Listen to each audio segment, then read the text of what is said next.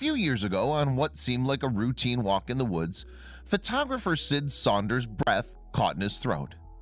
It was while taking a detour from the usual path, one intended to avoid big puddles of rain on the track, that his foot struck something hard. At first glance, Sid thought he'd simply kicked a wayward stump, but upon closer inspection he realized this was no old tree protruding from the earth.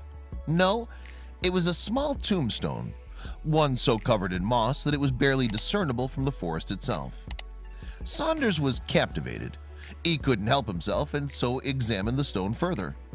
He noticed how dirty and mossy it was, so decided that he was going to restore the tombstone to its former glory. "I made a point of going back the next day and cleaned it up, plus the area around it," Saunders said to the dodo.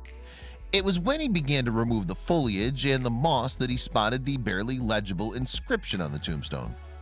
By the time all the grime had been removed, Saunders actually became acutely aware that this was no common burial site. It was a tombstone dedicated to a loved one who passed away in 1882. "In memory of little Dutchie," the tombstone read.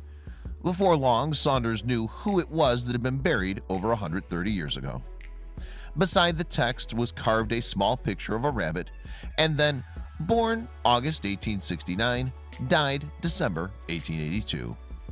Saunders initially presumed the tiny tomb must belong to a dog, but it transpired it was the last resting place of something decidedly smaller. "I was gobsmacked," Saunders said. "When I came back and cleaned it up, I saw the little carving of a rabbit and realized that he must have been a Dutch breed rabbit." Dutch rabbits are popular pets, easily identifiable by their color pattern. At one time they were the most popular of all rabbit breeds, with a good many breeders in England. In the right circumstances, pet rabbits can live to be 10 or more. Dutchie, fortunately, had lived to the ripe old age of 13 and must have been loved dearly by his family. "He must have been well looked after to live so long," Saunders told the dodo. The land Dutchie was buried on has been part of a private property since the 19th century, according to Sid. It's highly likely that the rabbit was kept by owners of the land. These days, the area is full of hiking trails for people to walk upon, though, at least to Sid, it didn't appear as though anyone had seen Dutchie's grave in quite a long time.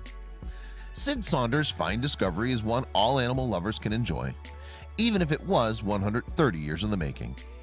A huge thanks to Sid for giving Dutchie's grave the clean it needed. Anyone who has had or still has a pet will know the special bond that can form between humans and animals.